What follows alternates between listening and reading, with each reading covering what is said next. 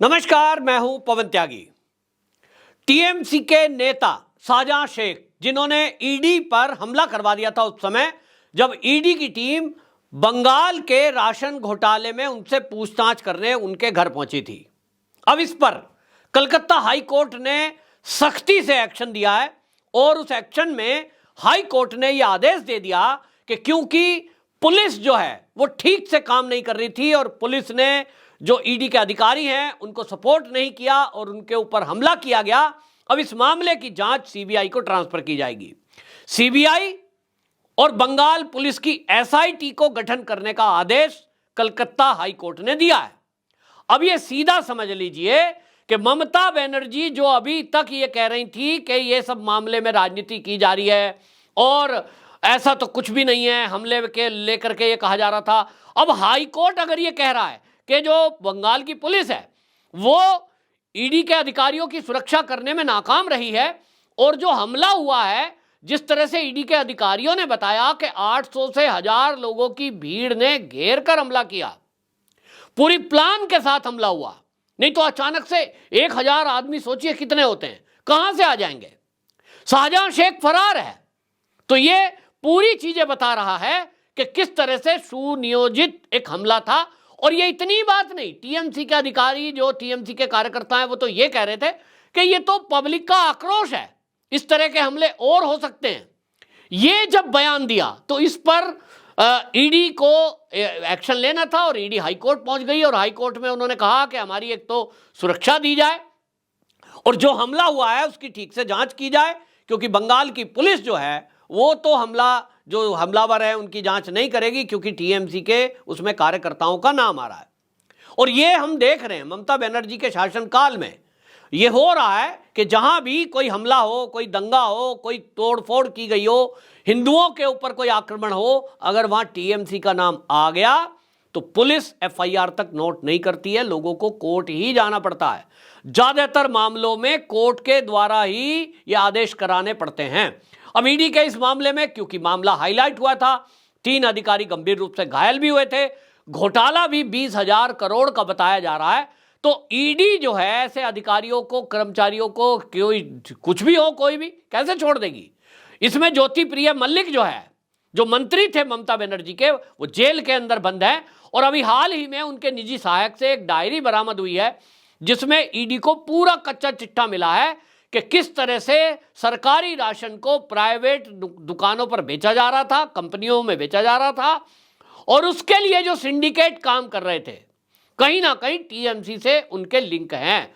उसी में एक ये शाहजहां शेख था जो कभी बताया जा रहा है कि सब्जी बेचता था, आज वो करोड़ों रुपए का मालिक है। कैसे बन गया?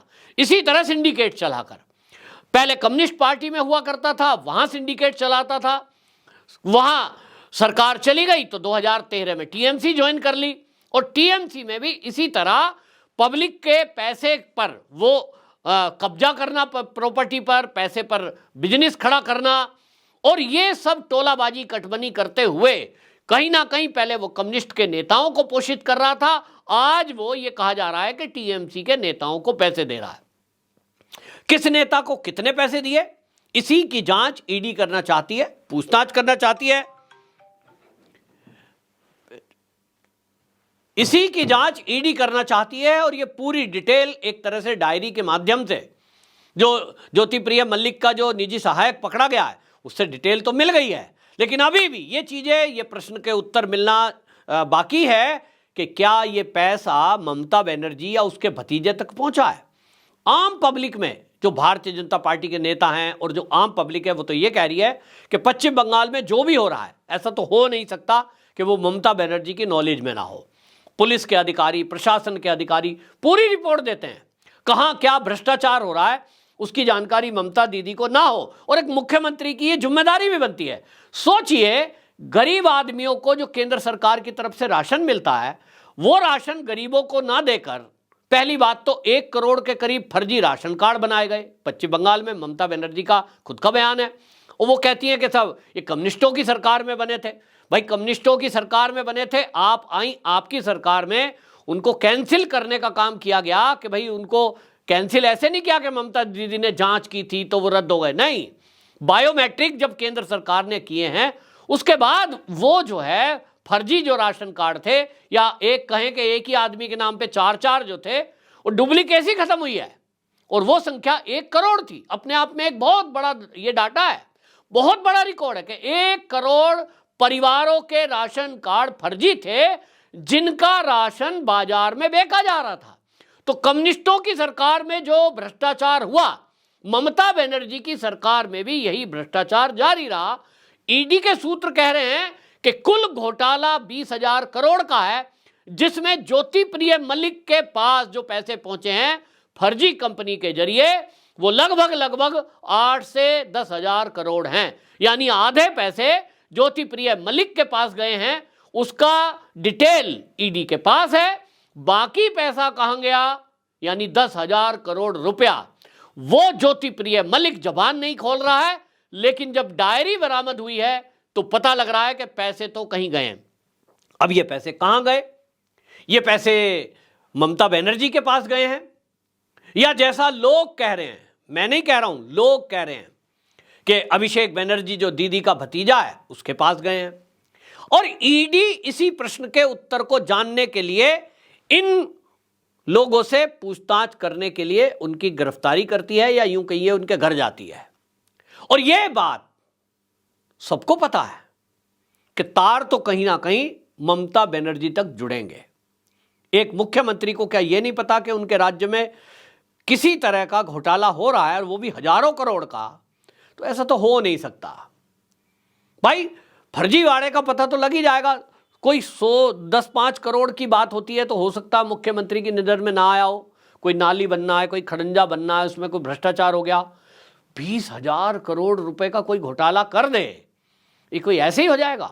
जितने जिले हैं बंगाल के, सभी जिलों में लगभग ये घोटाला हुआ होगा, तो अधिकारियों की भी नज़र में होगा, और अधिकारियों की नज़र में होगा तो इसमें उनको भी दोषी माना जाएगा। अब इस सारे मामले में बड़ी जांच होना है। अब आप सोचिए कि जब ये इनको गिरफ्तार किया जाता है, इनसे पूछताछ होती है, तब जो है ये बौखलाते हैं, और ये बौखलाहट इनकी सच्ची है, क्योंकि मोदी जी का प्रण है, जिन्होंने देश का लूटा है उन्हें लौटाना पड़ेगा। तो निश्चित रूप से आपको बता दूं कि ये सब अब बौखलाए हुए हैं, लेकिन अब जिस तरह से हाई कोर्ट ने संज्ञान लिया है और इस मामले में एसआईटी के गठन करने का आदेश दे दिया है, अब इसमें पश्चिम बंगाल पुलिस के आईपीएस अधिकारियों को रखा जाएगा, कुछ इंस्पेक्टर रैंक के लोगों को रखा जाएगा, और वो भी ये जांच करेंगे कि पुलिस को जो ये सूचना मिली थी रक्षा की, क्या ये पुलिस के इंटेलिजेंस का फेलियर नहीं है कि 800 से 1000 लोगों की भीड़ ने ईडी के अधिकारियों पर हमला कर दिया। सीआईएसएफ के जो अधिकारी थे, पैच जो सीआरपीएफ के अधिकारी थे, यानी सैनिक थे, अर्धसैनिक बल, उनके ऊपर भी हमला किया गया।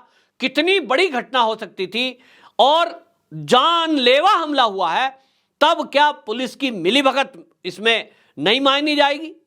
क्या पुलिस के अधिकारियों ने, पुलिस कर्मियों ने इसमें कोई कोताही बरती है? उनको अगर जानकारी नहीं थी तो क्यों नहीं थी? ये कई ऐसे सवाल है जो एसआईटी इसकी पूरी जांच करेगी, और ये कलकत्ता हाई कोर्ट को रिपोर्ट सौंपी जाएगी। और अब ये कहा जा रहा है, जो ईडी के वकील हैं वो ये कह रहे हैं कि इस मामले में अब जो सख्ती दी है गृह मंत्रालय ने, गृह मंत्रालय पर भी रिपोर्ट गई है, तो इतना तो तय है कि इसमें कई पुलिसकर्मी भी नपने वाले हैं, और जिन्होंने ढिलाई की है इस मामले में वो तो नपेंगे ही। लेकिन अब हो सकता है इस जांच के बाद अगर कोई आतंकी एंगल भी सामने आया, घुसपैठिए जो हैं, रोहिंग्या जो हैं, अगर ऐसा कोई एंगल सामने आता है तो एनआईए की भी इन्वॉल्वमेंट की जा सकती है। लेकिन अभी फिलहाल एसआईटी अपनी जांच करके पूरी रिपोर्ट जल्द से जल्द हाई कोर्ट के पटल पर रखेगी। अब हाई कोर्ट इस मामले में आगे क्या एक्शन लेते हैं, एनआईए को जांच ट्रांसफर की जाती है, या इस मामले में अधिकारियों को, पुलिस के जो अधिकारी हैं जिन्होंने कोताही बरती, उनको सस्पेंड करने का आदेश दिया जाता है, देखने की बात होगी।